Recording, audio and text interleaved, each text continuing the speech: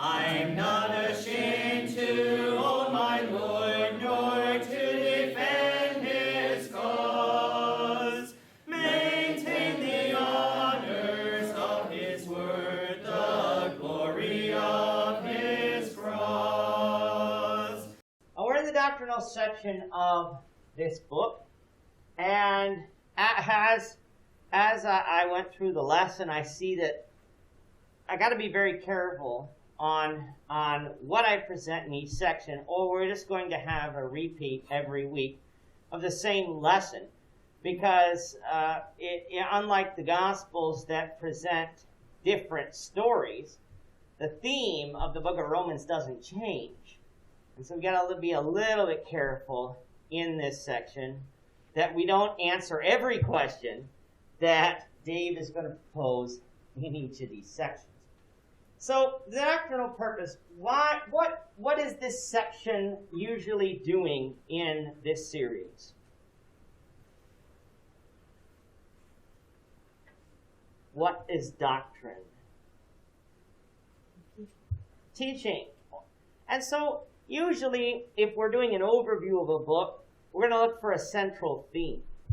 If you wanted a central theme, what are some ideas if you remember sort of what we covered last week and sort of the last time you went through Romans in your own studies? What's Paul going to be talking about a lot?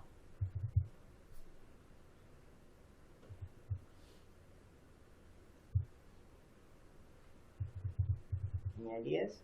Speaks of God's righteous plan for salvation. Okay. And so God's righteous plan is seen throughout. And so we often actually start, when it comes to God's righteous plan, I think we start a little bit too late. Not because focusing on Jesus is not the key crux of God's plan. But we got to start with the reason God had to have a plan in the first place, which was what? Sin. And so that's where Paul's going to start. And so when we get to question 4, the question is, why does Romans emphasize that the fact that both Jews and Gentiles are guilty of sin? So let's get Romans chapter 3. We're not going to read 9 to 26. We are going to read, though, 9. And then we're going to we'll get 9 to... let's just see. I'm trying to figure out 9 to 12, and then we'll get 19 to 23. So we'll get 9 to 12 from Bill, and then, 9 to 12 from Bill, and then 19 to 23 from Tammy. Paul says, "What then? Are we better than they? Not at all. For we have already charged that both Jews and Greeks are all under sin. As it is written, there is none righteous, not even one. There is none who understands. There is none who seeks for God. All have turned aside together. They have become useless. There is none who does good. There is not even one." Now we know that whatever the law says, it says to those who are under the law, that every mouth may be stopped, and all the world may become guilty before God. Therefore, by the deeds of the law, no flesh will be justified in his sight, for by the law is the knowledge of sin. But now the righteousness of God, apart from the law, is revealed, being witnessed by the law and the prophets, even the righteousness of God through faith in Jesus Christ, to all and on all who believe. For there is no difference, for all have sinned and fall short of the glory of God. Sorry, get verse 24 and 25 as well. I'm sorry.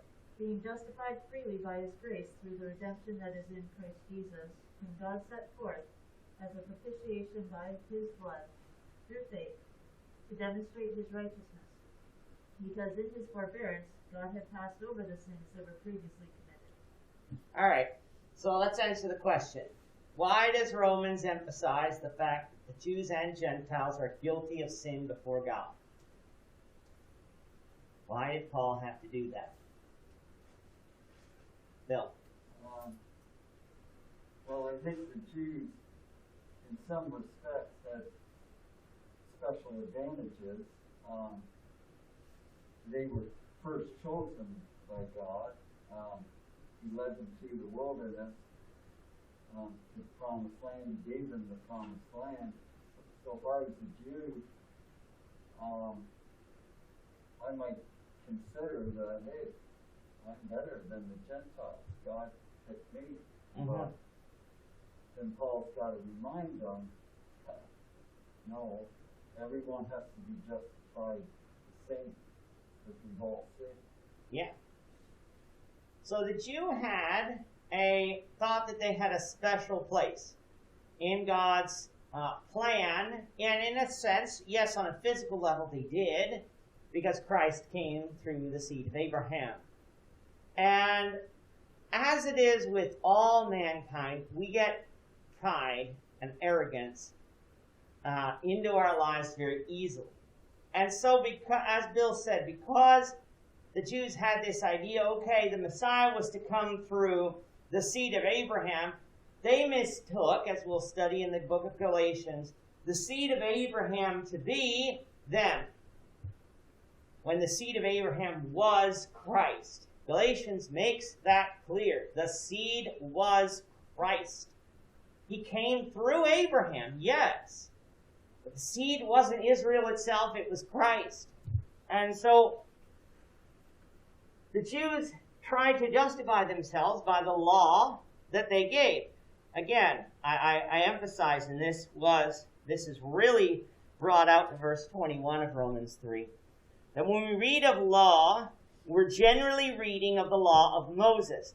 Some people like to come along and say, well, we're not justified by law today. We're under grace today. We're not under law today. And I like to run to the book of Romans, especially when we get to maybe between Romans 2 and Romans 5, and they say, well, we're not justified by law. We're justified by grace. But that was true under Moses. The law of Moses had a sin problem. It couldn't remit sins. Under the law of Christ does not have a sin problem because of Christ. When we try to come along and say, well, we're justified by this and not this, this and not this, this and not this, we're justified by it all. We are justified by grace. We're justified by faith. We're justified by the blood of Christ. We're justified by God. We're justified by baptism. We're justified by law, not the law of Moses, though. You could not be justified by the law of Moses because the law of Moses couldn't fix sin. The Jews, though, were justified by grace. Let's not come along and think they weren't. They were justified by grace through faith, but we are not justified by any of the things that I mentioned alone. And that's where the point needs to be made. I cannot be judged by keeping the law of Christ alone, without faith.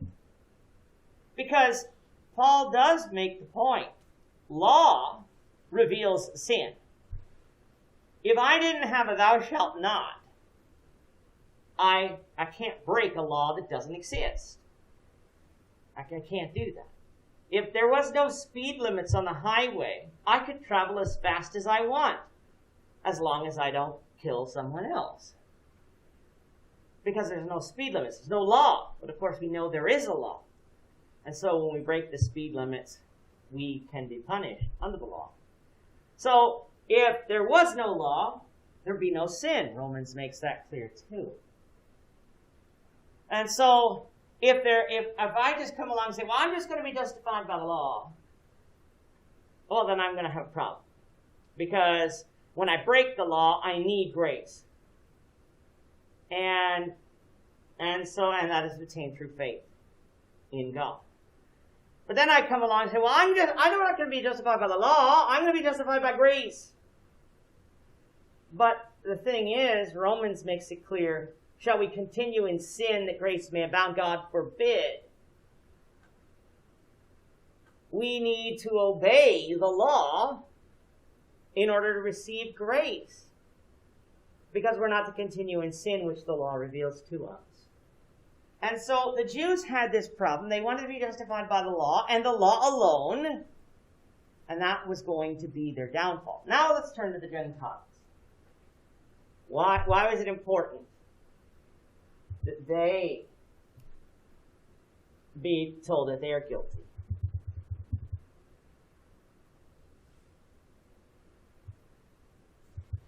They need to find forgiveness too. All right, They so need to be justified. all right, so the Gentiles needed to know that they needed to be justified. Now, they didn't have the law of Moses. A Gentile could come along and say, well, hold on a minute. The Jews had this law over here. You didn't give us this law. How come we're in sin? How come?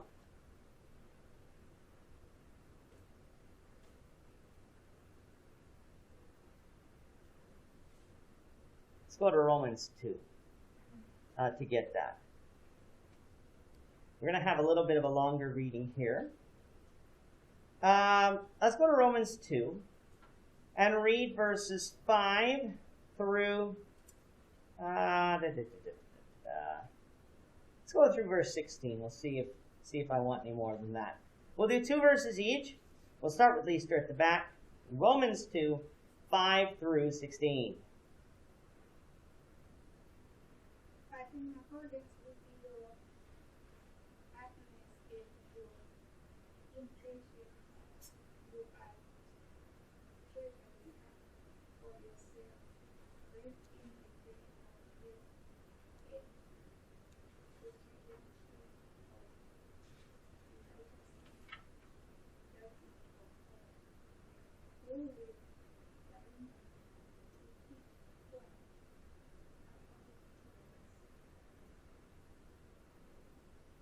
Come on, 10, 7. To those who by persistence in doing good seek glory, honor, and immortality, he would give eternal life. But for those who are self-seeking and who reject the truth and follow evil, there would be wrath and anger. Tribulation and anguish on every soul tempted as evil, of the Jew first and also of the Greek. But glory, honor, and peace to everyone who works what is good, to the Jew first and also to the Greek. Though there is work appreciably with him, for as many as have seen thee without law, will also perish without law, and as many as have seen thee will be judged by law. Not the doers of the law are just in the sight of God, but the doers of the law will be justified. For Gentiles who do not have the law, by nature do not do the things in the law. These, although not having the law, are a law to themselves. I'll come back to Bill, verse 15. So for my part, I am eager to preach the gospel to you also. No. Romans 2:15. Romans 2:15 and 16. Looking up another thought. Who show the work of the law written in their hearts, their conscience also bearing witness, and between themselves their thoughts accusing or else excusing them. In the day when God will judge the secrets of men by Jesus Christ, according to my gospel. Okay. So the Gentiles would come along and say, well, hold on, we didn't have the law.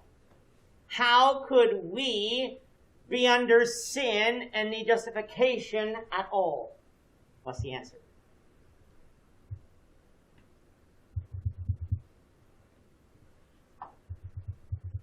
Verses 12 through 16. My thought was just that God created his plan, the gospel. We find out that plan through the gospel, and we're told that it's power from God for salvation. Okay. So it doesn't matter what we think, who we are, or what we've done. We need to obey that gospel. All of it. Okay, so that's correct. We all do need to obey the gospel. And it doesn't matter whether or not we think we don't. And the Gentiles might have thought that. But getting to the point, though, the Gentiles didn't have the law of Moses. They didn't say, well, we might not have had Genesis. We might not have had all the books of the law. We didn't have the history of God. Romans 1 deals with the fact of why that is. They walked away from God, started serving idols. But why could God hold them guilty if they didn't have the Ten Commandments and all of these other commandments? Why could God hold them guilty? Because he made himself known to them, Okay. right? In a different manner. Yeah, Psalms 14 verse 1 says, "The fool has said in his heart, there is no God." So, first of all, God has made himself known to us. So that's the first step. God has made himself known to us. We do have to search out and find him. But God is not hiding from us. Paul made that clear in Acts 17 to the Gentiles or the Greeks on Mars Hill. God's not far from us. If we search for him, we will find him. All right, so we have that. God has revealed himself to us. How did God make us in Genesis chapter 2? In Genesis 1, it says he made us in a certain way.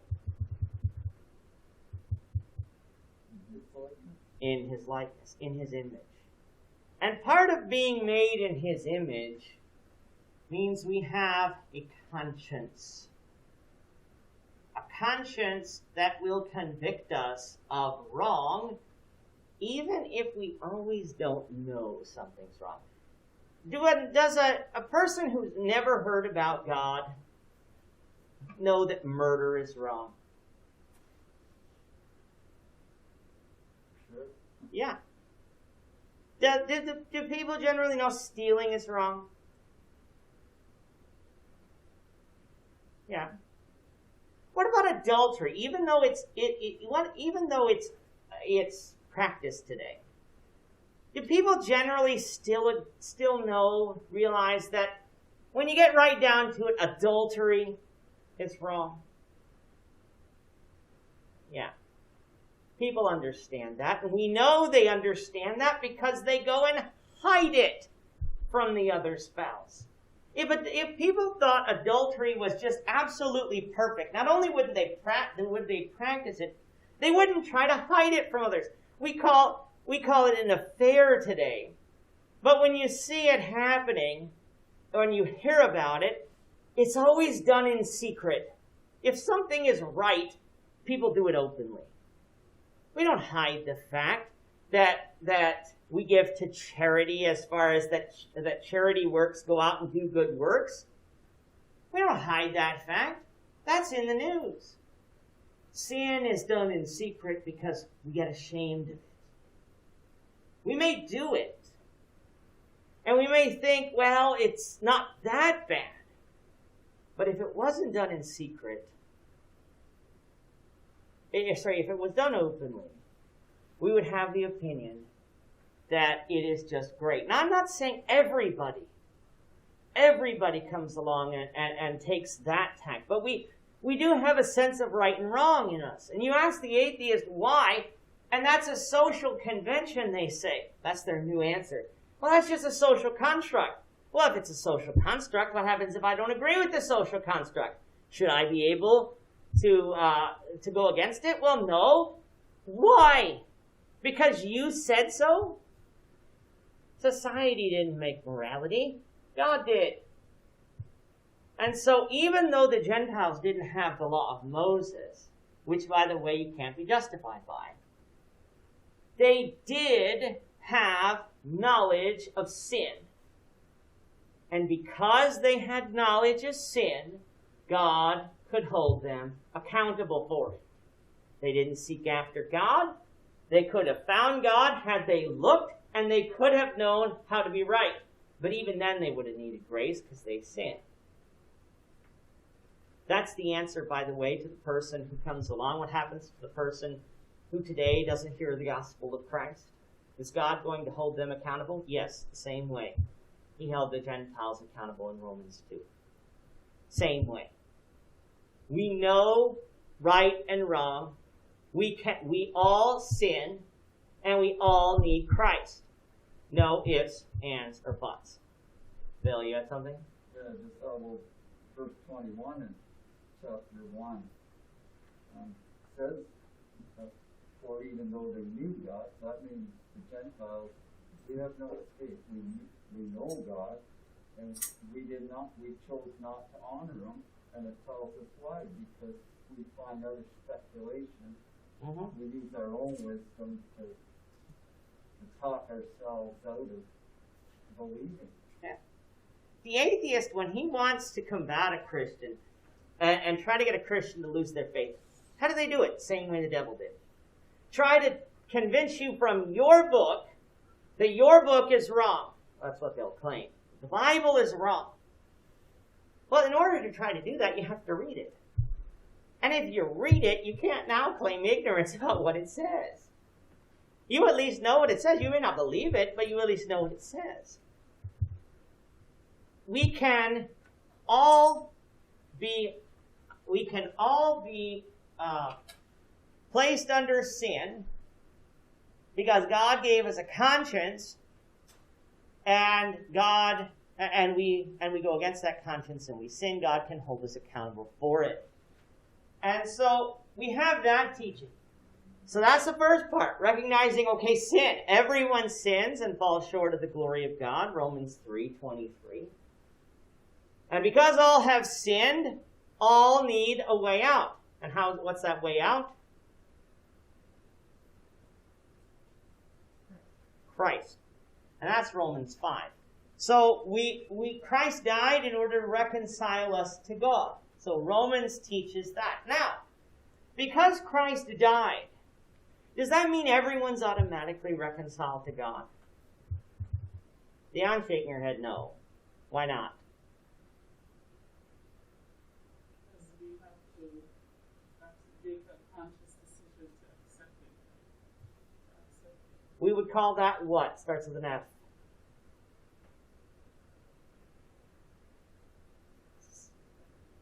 Pardon me? You said it starts with an F. What would we call that? If I believe in something. Faith. I have to have faith. And we know a faith that obeys is an alive faith, not a dead faith. And so Christ died to reconcile us, but we only become reconciled when we believe the message and obey it in faith. And so Romans makes that clear as well, that we have to have faith. It's revealed to us through the gospel. And so Romans deals with that. But then Romans also deals with the aftermath. We discussed this in detail last week. And so I hope you were online. This group would have been online last week, listening to a lot of Romans 12. We're not going to go over Romans 12 again right now. But the way I explained it last week, we have a sin problem. God dealt with the sin problem. We, in faith, accept it. And then Romans finishes up with now what? Now what do? We've got to offer up our body as a living sacrifice. We've got to conduct ourselves righteously before our brethren. We got to conduct ourselves righteously before the world, and that includes our government. And we have got to learn how to be content with one another, united with one another, even when we have differences of opinion concerning things we are allowed to have opinion over. Romans 14 is a chapter that a lot of people like to run to say, well, wait, we can have unity in diversity. You can believe one thing and I can believe another. That's not what Romans 14 talks about. Romans 14 is talking about whether or not one eats meats or eats vegetables, whether or not one observes a day or not observes a day. These are all things God has given us opinion on. Whether or not I can go out and commit fornication can't be judged from Romans 14. The rest of the scriptures would teach that's sin. I don't get an opinion over that. But if I want to be a vegetarian, someone other than a Christian say, well, don't you know, maybe they're a doctor or something, don't you know that you get all these vitamins from meat? You really should eat meat. You shouldn't just be a vegetarian. Well, we can't come along and do that. We might come along and just explain why I'm not a vegetarian. But someone could be a vegetarian or not and still please God.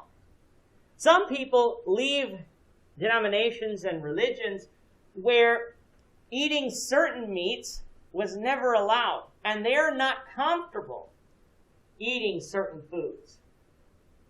And you might come along and say, well, God allows us to eat pork. You might say that to a Jew or a Muslim, a former Jew or former Muslim, as far as practicing those religions.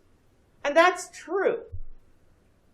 But to them, their conscience may not be to the point where they can do that and not sin. And so we need to recognize, as those who might understand that that's not wrong, that we don't press the conscience of someone else who might not have that knowledge, or who might not be ready to apply that knowledge. Because meats are nothing. It doesn't matter whether I eat meat or not. It's not a salvation issue. God has given me choice. Same with holidays. There are some people who like as far as God has told us, that we can recognize the date of the Lord or not. God hasn't given us holy days that we have to observe, like he did in the Old Testament for the Jews, certain feasts they had to observe. God hasn't given us that. But some Christians might want to have a special day of Thanksgiving. Or I might even come along with Christmas. People like to observe the birth of Christ. And they say, well, even though we know December 25th isn't when he was born, but people like to do that and say, well, is it wrong? Well, it depends. Are you trying to bind it as a religious holiday? Well, we can't do that because God hasn't bound that. But if someone wants to remember Christ on December 25th, September 25th, July 30th, whatever day of the year, who am I to come along and say you can't read about the birth of Christ? This church doesn't have special Christmas services because the church is not commanded to do that. But if a preacher got up, whether it was me or Bill or James or Tim or whoever, and Sunday fell on December 25th, as it will, I think, this year. May not be this year. But it's coming up the year when December 25th. If they got up and preached about the birth of Christ on that day, would it be wrong? No. As long as they're not teaching that this is a special day that we all need to observe. That wouldn't be wrong. Now, there might be some older Christians who might feel a little bit uncomfortable about that. But just because someone feels a little bit uncomfortable, you have to examine what was said. If we're just talking about the birth of Christ and then we relate it to, all right, Christ's birth is not something we worship because Christ's death is what actually saved us, there's nothing wrong with that lesson. Because I can observe a day or not. God has allowed me to do that. Now, I cannot depend on it for my salvation. I cannot come along and bind that on someone else. Either way, I can't do that. I can't come along and say, you shall not do it, because I don't do it. I can't do that. And Romans 14 teaches us about unity where we have choice that God has given us. There are certain things God hasn't given us choice on. And I cannot use Romans 14 to teach that. Any thoughts or comments so far? If not, we will go to the next section. How, the last section of the purpose, how does this book relate to Jesus? So we know that Christ and the doctrine of Christ is the central theme of the entire Bible. But we must realize that how Jesus is presented here. Let's go to Romans 1. I think we're to Leicester. Romans 1, verse 1. Romans 1, verse 1. For it was saving of Jesus Christ, called to believe in an apostle, separated to the gospel. Who made Paul an apostle?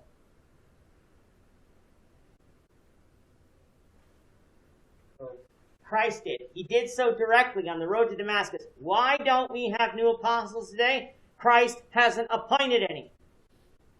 There was never a succession of apostles explained to us in Scripture. Christ was the one who appointed all 14 of them. There was the original 12. The Lord chose Matthias in Acts chapter 1. That would be 13. And the Lord chose Paul in Acts 9. And that would be 14. So the Lord chose all of them. And there are no new apostles today because the Lord doesn't choose.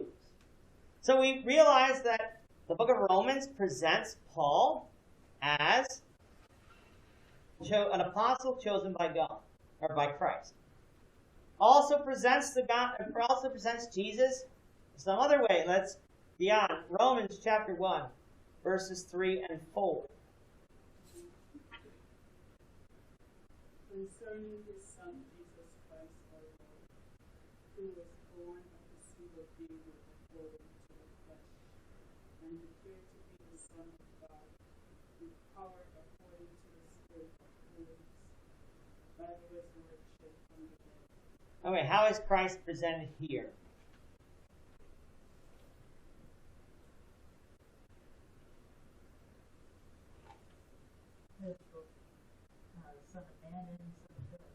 Son of man and Son of God. Okay, he is declared to be the Son of God, with power by the Spirit of holiness, by the resurrection of the dead. He was the Son of man, but why? Specifically in this passage. He was a descendant of King David. He's the Son of man through David. He is the Son of God, declared to be such by being resurrected from the dead. Let's come up to Tim. Romans chapter 3, verse 25.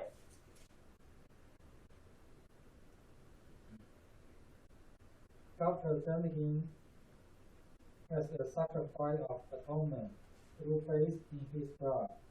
He did this to demonstrate his justice, because in his forbearance he had left the sin committed before and unpunished. Okay, so how is Christ presented here? Tim's word had a word that's a lot easier to understand. Tammy, when she read it earlier, had a more religious sounding word. It's a little harder to understand. What was that word? Started with an A in Tim's version and a P in Tammy's version. Atonement is the first one. Tammy's version, Tammy probably would be the best to look that up. Propitiation. So we've talked about propitiation and atonement. What is that?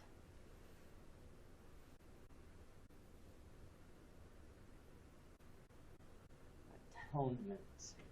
I atone for something.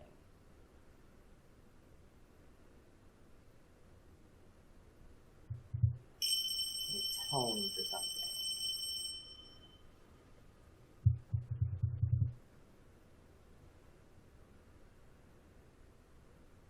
Well, I'm sorry, you had something, Bill? Yeah, it's a process, a way for us to find forgiveness, to be drawn back to God. Okay. So which Christ was used in that process, was used for that. Okay. So, Christ is going to Atonement is similar to reconciliation. Atonement is a payment, an appeasement. God's wrath needed to be appeased. Sin needed to be paid for. Christ did that. Our question is, in what ways did the death of Christ serve to demonstrate the love of God towards mankind? Romans 5, verses 6 to 11. We'll get Casey to get 6 to 8, and Sandy 9 to 11. For when we were still without strength in due time, Christ died for the ungodly. For scarcely for a righteous man will one die. Yet, perhaps for a good man someone would even dare to die. But God demonstrates his own love toward us in that while we were still sinners, Christ died for us.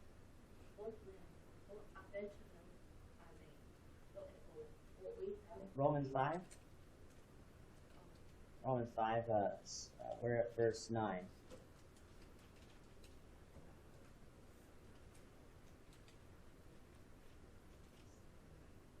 Much more than having now been justified by his blood, we shall be saved from God's judgment. For if when we were enemies, we are reconciled to God through the death of his son. Much more, having been reconciled, we shall be saved by his life. And not only that, but we also rejoice in God through our Lord Jesus Christ, through whom we have now received the reconciliation. All right, so how does the death of Christ serve to demonstrate the love of God?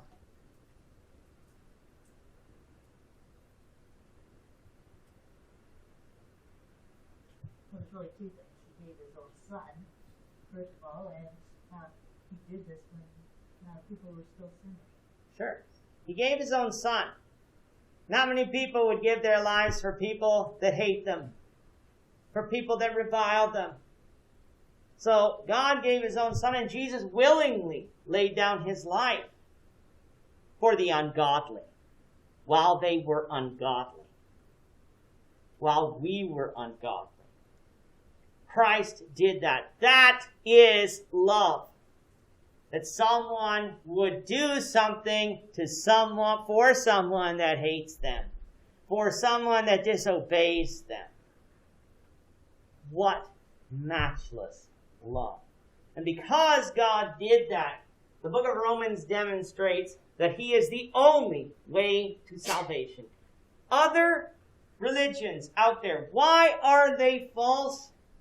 Because they all teach that mankind can save himself from sin by himself.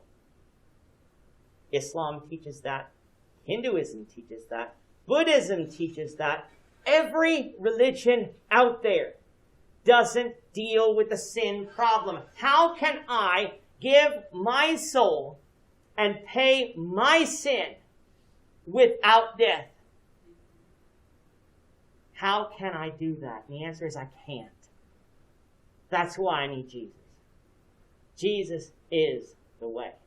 I'm not ashamed to own